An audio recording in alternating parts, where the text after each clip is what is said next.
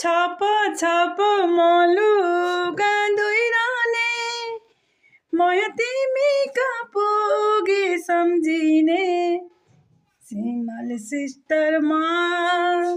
एक पत्र पठाऊ इंग्लिश लेटरमा एक पत्र पठाऊ इंग्लिश लेटरमा छाप छाप मलु गाँधुइरहने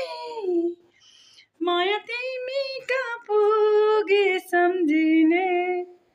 सिमल सिस्टरमा